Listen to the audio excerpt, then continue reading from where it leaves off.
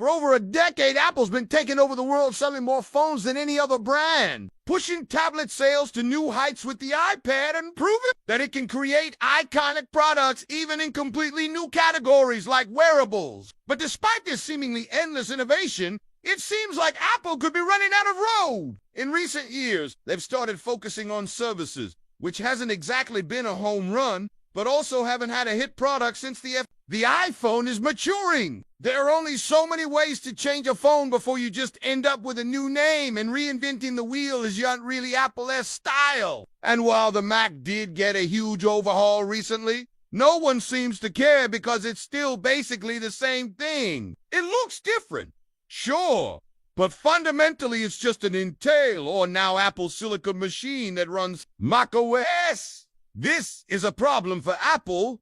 They've built their whole brand on constant innovation. They can't simply rely on the coattails of the iPhone forever. So where do they go from here? What new category can they dominate like they have with smartphones and tablets? Some say virtual reality. After all, Apple has been rumored to be working on a VR headset for years. Others say augmented reality.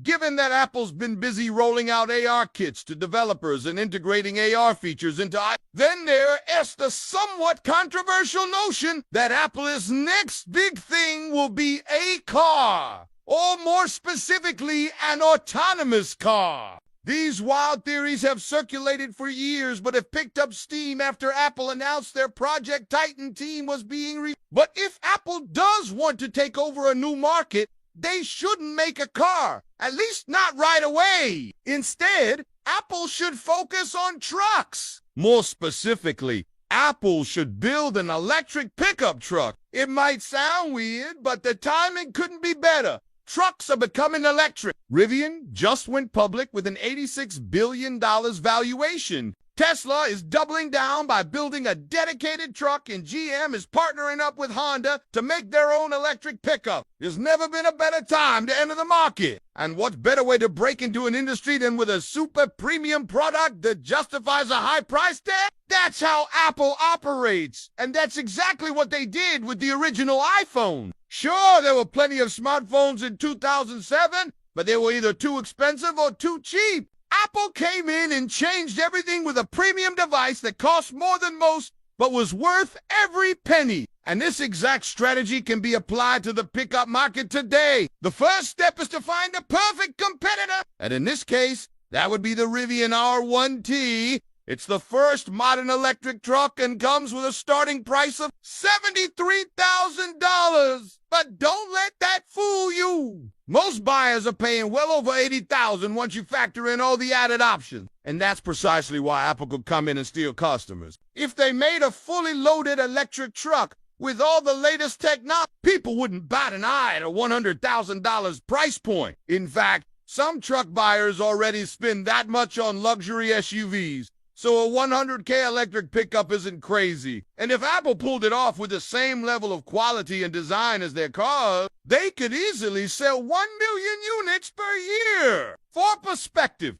that's about 10 times the total volume of the Mac. So if Apple wants to diversify their product portfolio and become a true powerhouse, they need to enter the EV truck market as soon as possible. And while a lot of companies might look at the high price point and think it's risky, Apple doesn't need to play it safe. They have more cash on hand than anyone else on earth.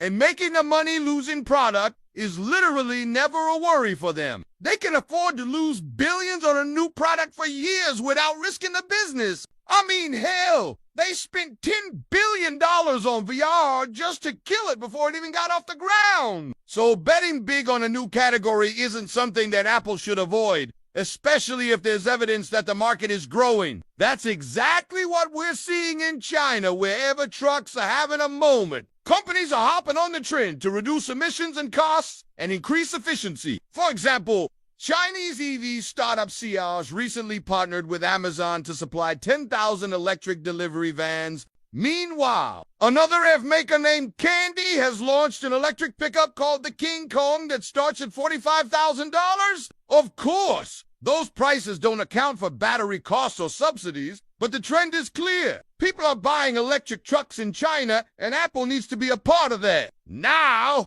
It's easy to dismiss these companies because they're Chinese, but that would be a mistake. China is absolutely not a ripoff of the US. They have their own unique innovations that can make a splash on the global market. For example, NIO is like Tesla, but better. They offer premium electric vehicles with cutting-edge designs, and over the past year, they've even started delivering battery swaps, which is something that Elon Musk said he'd stop working on at Tesla 9 years ago. Or consider BYD, which is the largest EV maker in China and has been backed by Warren Buffett for nearly a decade. BYD actually makes buses that can drive themselves without any human intervention. Or take Candy, who I mentioned earlier. Their founder was an engineer who worked under Elon Musk at Tesla for 5 years before leaving to start his own company. The takeaway here is that China is home to some of the brightest minds in the EV space, and Apple should take advantage of that by working with companies like Candy to bring their existing technology to the US, or even better use this opportunity to open up an R&D facility in China. They could hire some of the best local talent and develop an electric truck from scratch that takes the global market by storm. We've seen Apple do this before with their iPhone. At first, they were just copying what Nokia was already doing, giving them a fresh coat of paint and adding a couple extra features. But eventually, they started creating their own components like the A-series chips and developing their own software features.